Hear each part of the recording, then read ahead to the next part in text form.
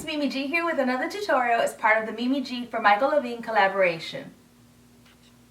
Today we're going to be working with New Look 6378 View D. We're going to be making this really short and cute kimono out of a lace fabric with a beautiful fringe. Now if you're new to sewing or you need a refresher course on how to lay out your pattern pieces, what basic tools you're going to need, how to cut out your fabric, you may want to refer to the Sewing Basics video linked in the description box below. Watch that video first, then come back and join me. You should have your pattern and you're going to cut out the following pieces. Pattern piece number 5, pattern piece number 4, and pattern piece number 6. This is the back, front, and our sleeves. Once you have them cut out of your fabric, you're also going to need to have some fringe handy. You can use short fringe, a longer fringe, whatever fringe you want you can use. And you're going to need some 1/2 inch wide bias tape, so similar to this. I have already pressed out one side and I left one side folded. Now for pattern piece number 6, which is our sleeve, I chose to cut the length for view C versus view D. View D is a little shorter and I wanted a longer sleeve so that my fringe would hang lower. So that is totally up to you if you want to cut on line D or line C. Now that we have all of our pieces cut out, we can start sewing. We're going to go ahead and start with our back pieces. So go ahead and place your fabric pieces right sides facing, if you can tell which is the right side. And we're going to sew down the center back, so I'm just going to pin. You should have 3 notches cut into your fabric so that you can tell where your center back is.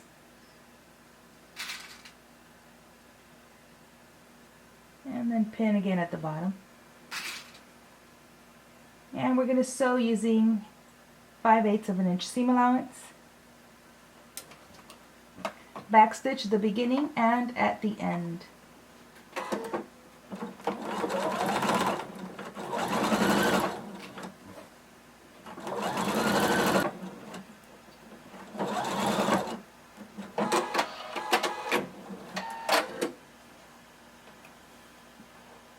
Now once you have it sewn, go ahead and press this seam open. Once we have our center back sewn, we're going to lay one front over one back, right sides facing at the shoulders.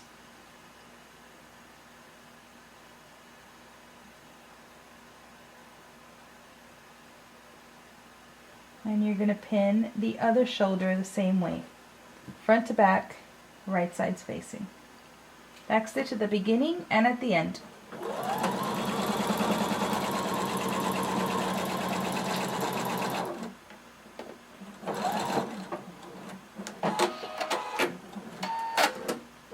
You're going to sew the other shoulder the same way.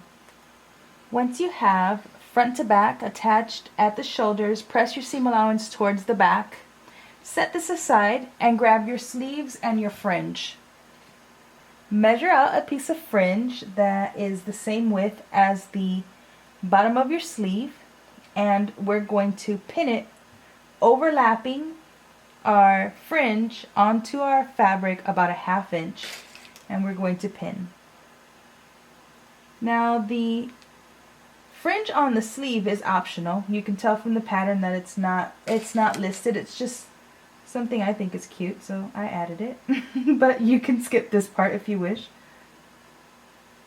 Continue pinning until the entire fringe is pinned to the bottom of your sleeve. Once you have it pinned, we're going to sew along the very top edge of our fringe.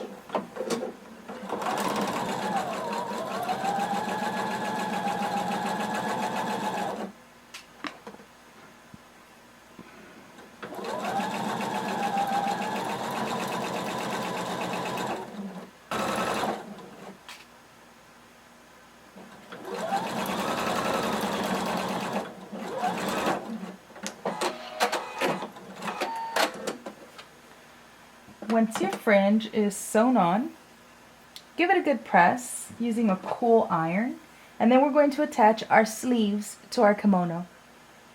Okay, we're going to attach our sleeve using the flat method, so I want you to go ahead and place your kimono with right sides facing you. I'm working with the seam of my shoulder, and I'm going to place my sleeve right sides facing, and you should have 2 notches for the back and 1 notch for the front.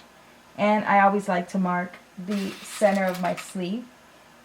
I'm going to pin the center of my sleeve to that shoulder seam, and then go ahead and pin the double notches and then your single notch.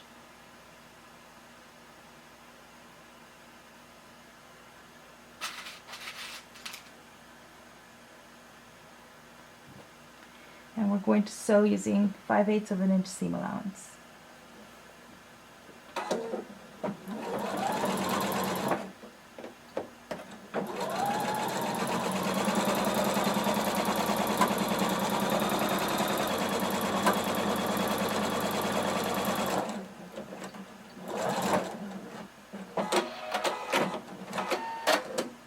You're going to attach and sew the other sleeve the same exact way. Alright, with right sides facing, we're going to sew along the sleeve and all the way down our side. So go ahead and pin. I'm going to start by pinning where the fringe is. I want to make sure that that is aligned.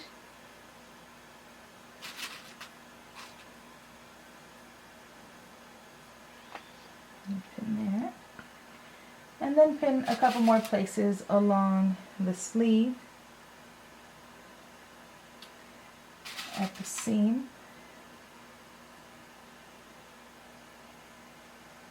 and then along the side.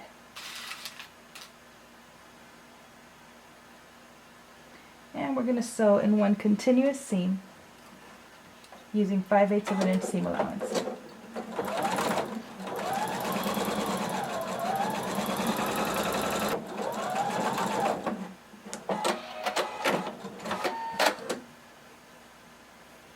Go ahead and trim your seam allowance or serge it and give this a press. Before attaching our fringe, we're going to apply our bias binding. So I'm going to be placing the right side of my bias over the right side of my fabric, starting at the bottom end of my kimono. The folded side should be facing up towards you. That's how you know you have it placed the right way. You're going to pin, if you need to, all the way around to help you keep it all together. And we're going to be sewing using 3/8 of an inch seam allowance. We're going to start at the bottom of one end and we're going to sew all the way around through the neck and down the other side.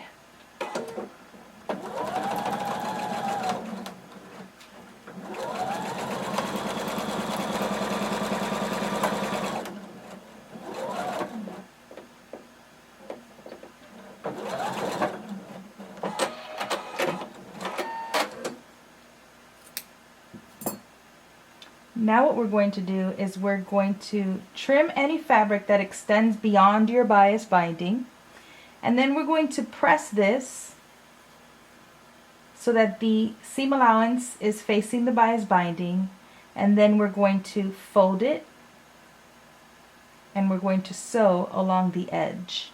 So go ahead and trim off any fabric that extends beyond your bias tape. Once you have it trimmed and pressed, go ahead and press it again to the inside so that the right side you don't see it, and on the inside all you see is your bias tape. And we're going to sew close to the edge.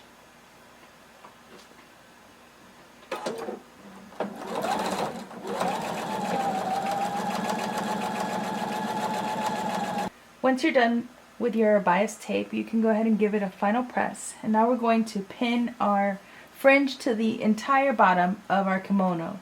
So I'm going to extend my fringe at the front about a 1/2 inch, and I'm going to fold it over and I'm going to pin.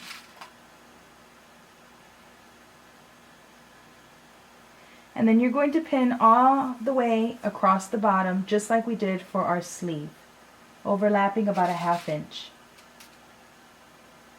Continue until you reach the other end. Once you have it pinned, we're going to sew along the very top edge of our fringe.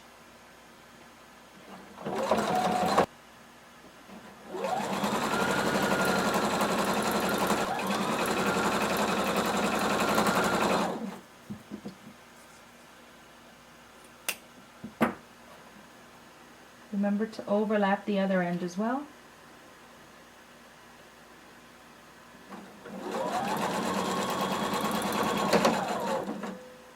And back stitch. And you are all done. That's all there is to it. I hope you've enjoyed this tutorial. Until next time, peace.